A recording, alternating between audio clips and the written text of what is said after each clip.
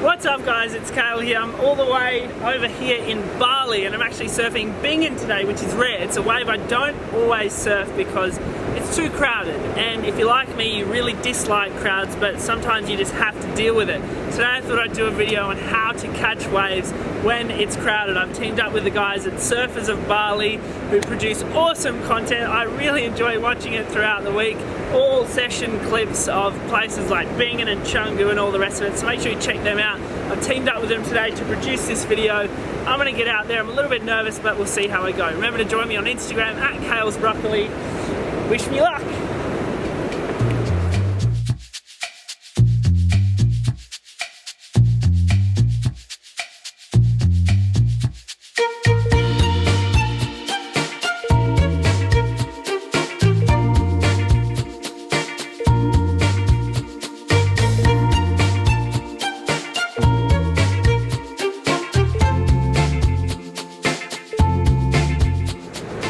The main reason we have all these different rules or etiquette guidelines in place is because we don't want people to get hurt, and that's the main thing. A lot of people get offended or upset when somebody does or says something out in the water, but the reality is we just want everybody to be safe, and I think that's something that has to be fundamental when we talk about negotiating crowds and getting waves.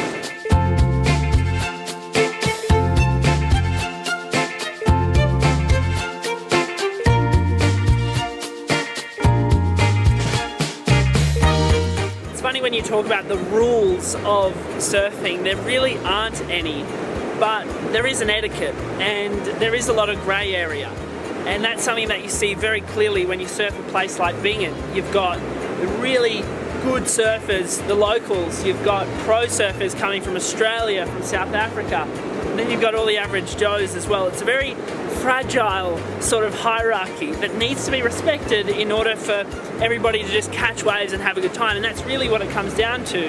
It's having a good time. Okay, so I thought I'd go through a couple of different scenarios and principles, if you will, on the whole idea of actually getting waves in a semi-busy lineup. Today we've only got 4 surfers because I only have 4 little magnets, but we can amplify this because the principles actually teach us how to negotiate crowds, no matter what the size. This is a lot easier than actually going out and trying to film these scenarios in the water, which is always going to be quite difficult. So I think the majority of today's lesson is going to be this. Let's start off with the whole idea of order. And I don't mean order in like a philosophical sense. I mean order as in taking turns. Because essentially that's what occurs, or what ideally should occur in a lineup in the surf. People should actually wait their turn to catch a wave. And ideally, it would work like this. We have the surfers spread out in essentially a line that approaches the peak of a wave. So we've got the right hand over here. We'll probably stick with the right hander because if you're a goofy footer, you're probably a serial killer. Ideally, this is what would work. And when we talk about priority, we hear about priority a lot in the WSL, for instance. When we talk about priority, we would see that this surfer here presumably has first priority, hence number 1. We would have second priority, third priority, and fourth priority. And this would reflect the option that these surfers have to actually catch this wave here. Being the right-hander, this guy number here, number 1, is closest to the peak, and that generally gives him right of way. Now there are a few caveats there that I'll go through later on. So what happens is he gets first decision on the wave. Now let's say that he actually, or she, wants to let that wave go. He's going to actually pass it up and let the wave roll under him. Then the wave moves to these surfers. So now number 2 has first priority at that wave. And again, this is ideally. So let's say number 2 surfer decides to go. So he's actually going to catch this wave. We'll just imagine it down there. And then the priority now becomes like this. So surfer number 1 has priority still because he hasn't spent his priority on a wave yet. And then number 3 moves up to number 2, and actually surfer 2 would now become surfer 4, surfer 3 would become 2, and 4 would become 3. And the lineup would now look like that. So I want to use an example of myself surfing at Bing in here. So that's me there paddling in. Notice how no one else is sort of crowding me, and that's because it was my priority in this point. So everyone is respecting that situation. Now I want to point out these surfers here actually had an opportunity to maybe catch this wave, because oftentimes people do actually fall off. Now in this instance, these guys probably passed the wave a little too soon to actually know what I was going to do, but oftentimes there are a lot of opportunities that go untaken because waves will go unridden after someone has fallen off. So that's why it's a bit of an advantage sometimes to actually sit further down the line. Now in this instance, I don't fall off until here. Now notice once I'm gone, there's still a perfect wave. Now Bingen might not be the best place to do this, but if this was a beach break, this is a perfect left-hander going unridden. So this is where we start to see the whole conundrum, if you will, of deciding whether to sit and wait out the back of a lineup or sit further inside and picking up waves like this. And I think that's why it's really important to be able to pivot and swing like that, just to make sure you can actually catch all those waves at the last second, because that's really one of the biggest factors in determining whether you're going to have a good wave count or not, is how quickly you can adapt and read waves and be ready for them when they do come. Essentially, it's a balance. You could sit in here like this guy and catch waves like this, and you'll probably fare okay.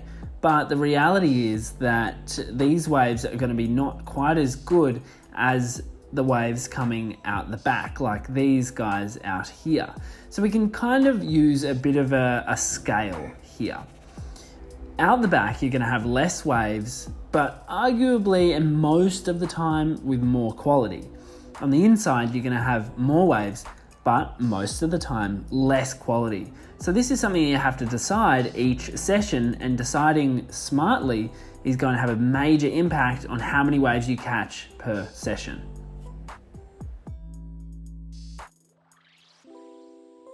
This can be disrupted by certain people of the reptilian variety. Let's talk about snaking. Snaking is essentially skipping this order and trying to hack it in your favor. So let's say we had an ideal situation right here. It's quite hard to achieve such a linear sort of setup in the water. But let's say that surfer number 4, having just caught a wave, decides to paddle back out, and he's not happy, he or she's not happy waiting, and he's going to decide to actually come and sit here. Theoretically, he's trying to displace those numbers and jump in the queue here. But really, that's not an ethical thing to do. He's essentially skipped waiting in line and is now expecting to get a wave. That is where drop-ins often occur, because as a surfer, you'll most probably be supported in the idea that if this guy now chooses to go on a wave that number 1 leaves and he wants to paddle in, number 2 and 3, having seen that snaking sort of maneuver, can probably get away with actually dropping in on this surfer. Now, it's not always safe to do that. It's not always a nice thing to do that. It never really leaves anyone with some positive vibes in the lineup. But at some point, these rules do have to be enforced in an assertive but still a cordial way. We never ever want to resort to fights and arguments in the lineup because it ruins it for everyone. But it is important to point these things out to surfers like this who tend to skip the lineup. So just catch a wave and then pop back up onto the top of the priority order. Now, where this actually enters a grey area, and to be honest, there's a huge amount of grey area when it comes to anything to do with taking a turn in the water and catching waves in a crowded lineup. Let's say that surfers number 2 and 3 actually were sitting over here waiting for, say, they're just waiting for smaller waves. Maybe they're not as confident as surfer number 1 and 4 up here. That is when we start to see a sort of situation occur when the lineup becomes a little bit segregated and we have different peaks. And this occurs with beach breaks a lot as well, that are shifting. So these guys might say, oh, I've seen quite a few smaller ones come through here. I've seen a few wider ones that look a little bit better. I'm gonna wait over here.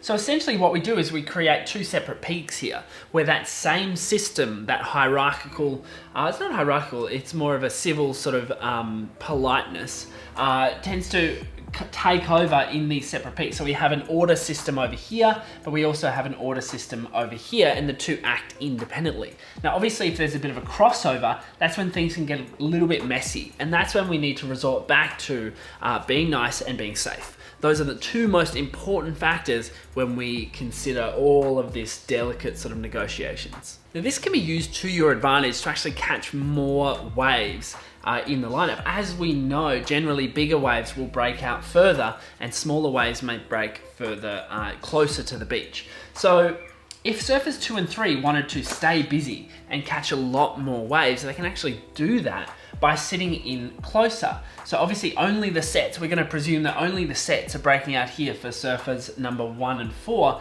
These guys wanna pick up everything in between. Let's say they're not happy with the sets, or let's just say they wanna keep their wave count up. Naturally, there's gonna be more waves breaking through here if only the sets are breaking out the back.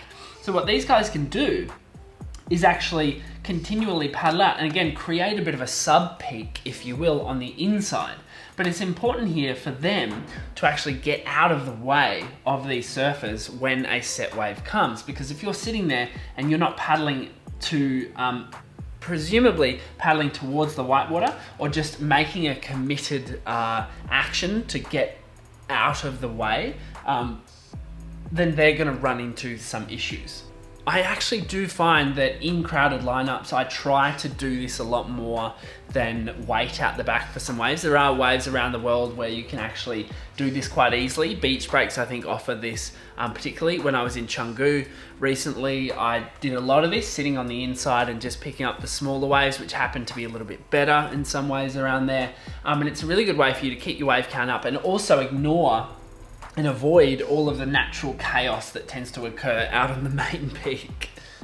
If you are finding that there are a lot of really good surfers out in one spot and you can't match them on those waves, then I think it's a much better idea to actually sit just off to the side and not join that main peak or main group so that you can find your own space. And that's a really important thing to talk about. It's finding your own space in the lineup and holding that space in an assertive but respectful and pleasing, enjoyable way. Thanks so much for tuning in, guys. I hope this video enables you to feel a little bit more confident when paddling out and surfing in crowds. I know I don't always enjoy it, and to be honest, one of my main priorities when I go looking for surf is to find places where there aren't too many people. Unfortunately, here on the Bukit Peninsula, it's just something that you have to deal with. Thanks so much for tuning in, everybody, and make sure you check out Surfers of Bali on YouTube and Instagram, and also join me on Instagram as well. Make sure you subscribe to the channel here and hit the notification bell to avoid missing any videos. I'll see you very soon.